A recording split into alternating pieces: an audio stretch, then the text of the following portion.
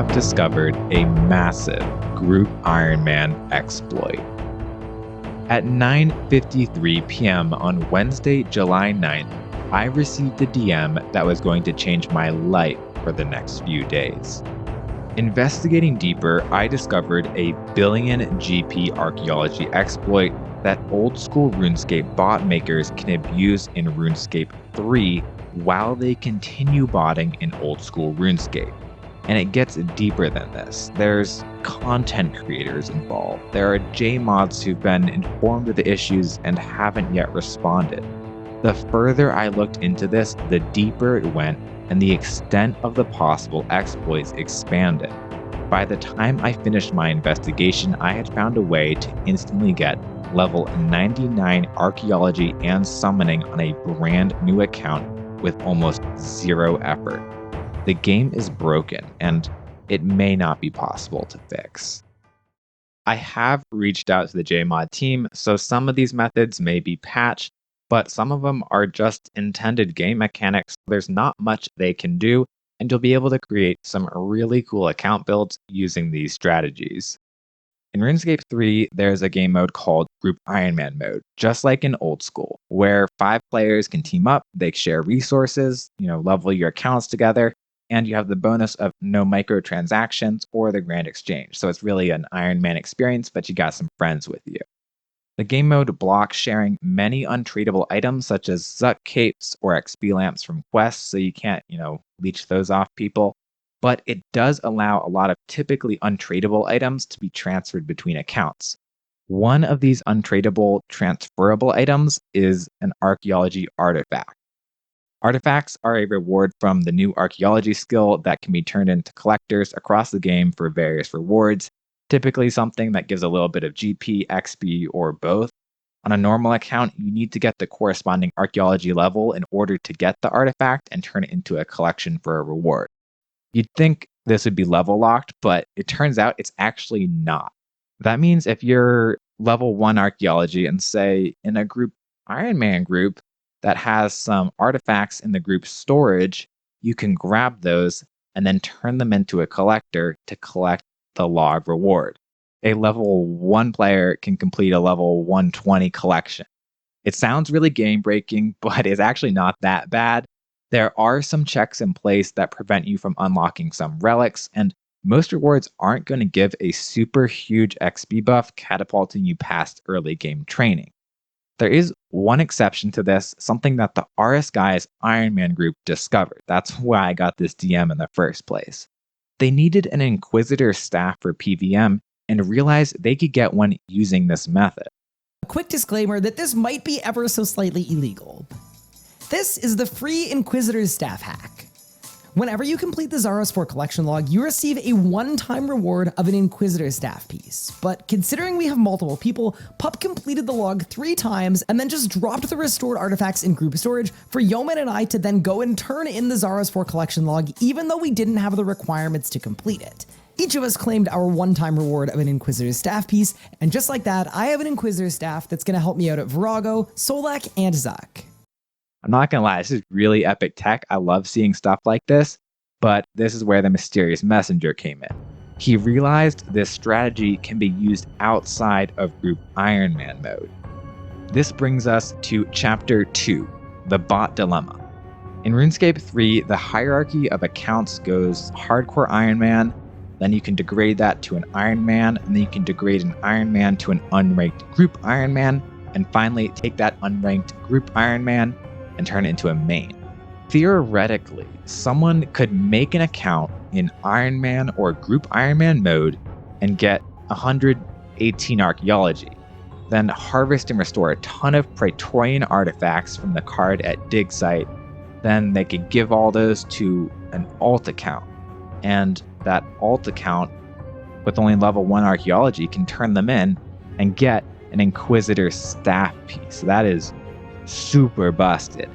Then all you have to do on this account is leave the group and de-iron and sell the piece on the Grand Exchange, or you could even just get PK'd by another account to quickly transfer it off the account.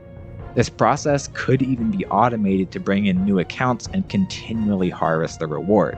I looked into this more, and Jagex has actually thought about this, so they have a few safety checks in place to help prevent this from occurring.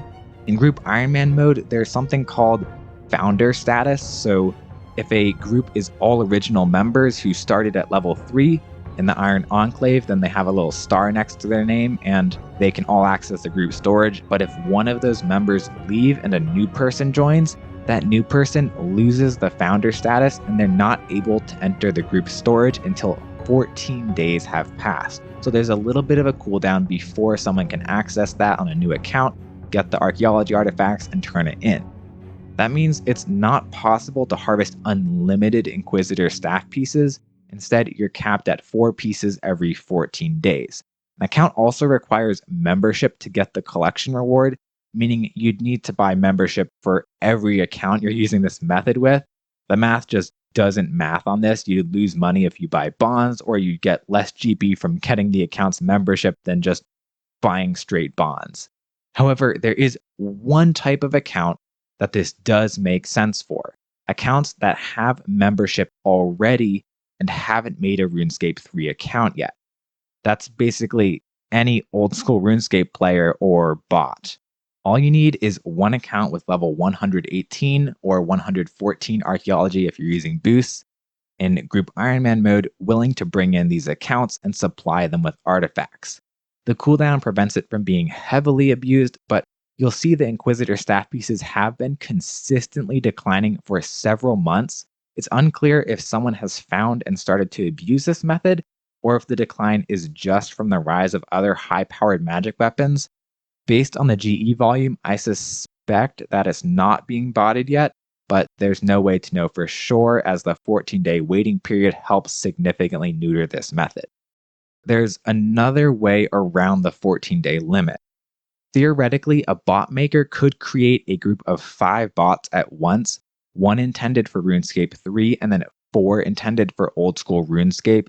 They can bot the RS3 account to the required archaeology level while botting the old school accounts in old school. And then if all of these accounts are in the same group Ironman, they all have founder status. So immediately when that RuneScape 3 bot hits the archaeology level, they can go in, access the rewards, and cash out. That gives them a free bond in however long it takes to get a bot to 114 archaeology. That could be really profitable for a bot. The added thing is archaeology is actually a very profitable skill to train, so it makes sense for someone to be botting that in the first place. So I think there's a little bit of a risk here. Right now, I'm sure no one's abusing this, but hopefully a patch falls in place before that happens. I'll be completely honest, I really do think this is probably too high effort for most bot makers. I doubt the method is going to be heavily abused, but it does supply an extra bond per 5 accounts pretty quickly.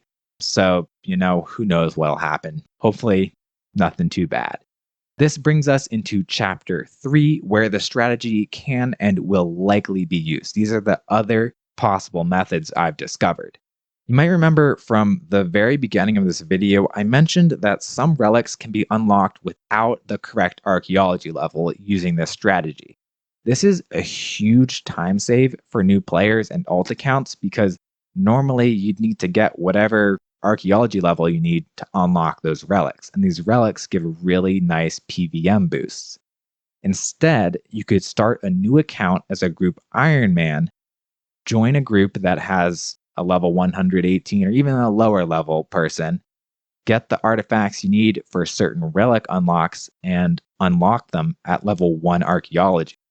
This works for stuff like Fury of the Small or Persistent Rage, which are really important for accounts, and they're also really good for alt accounts too, so I could definitely see a leeching service come into place where people can leech some artifacts to quickly get the relics they need on a combat alt that they're going to farm GP on. And then once they have all the artifacts they need, they've trained a little bit, they just de-iron and they're good to go. It's a little bit busted, but not terribly overpowered. I think it saves some time, so maybe there should be some checks in place, but it's not game breaking. Primarily because the amount of monolith energy you have, so the amount of relics you can attach to your character, depends on the mysteries you solved in archaeology, so you're not going to be able to have a lot of them at once, just a couple.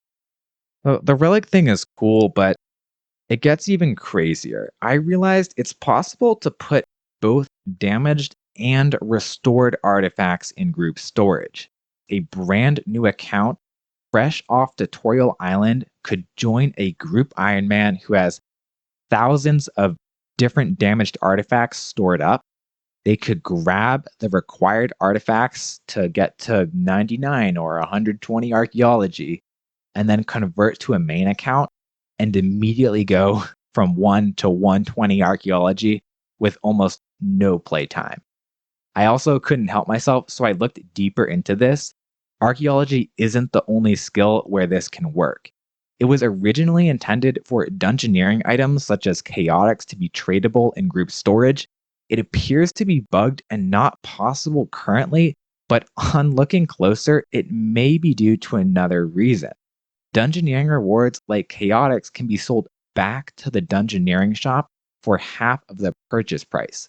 These items are purchased with dungeoneering tokens, which can also be turned into experience in a 1-to-1 ratio. So theoretically, someone could instantly boost the first few dungeoneering levels in seconds using this chaotic from a group storage strategy, but they did fix it. There's some other things they didn't fix. It's possible to store charms in the group storage too. I think you see where this is going at this point. Basically, gathering charms is the limiting factor for training summoning by far. Group Ironman storage can eliminate that, allowing you to instantly get a fresh account to level 99.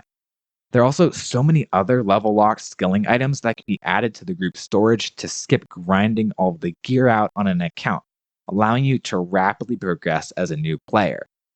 While it doesn't exist extensively yet, I do see a future market where people can pay large sums of gold for a new RuneScape account leech. They just join a leeching group Ironman group, snag the supplies from the high level player in the storage, and dip. There are an incredible amount of niche methods here that can be used. Let me know what you might try. Have fun.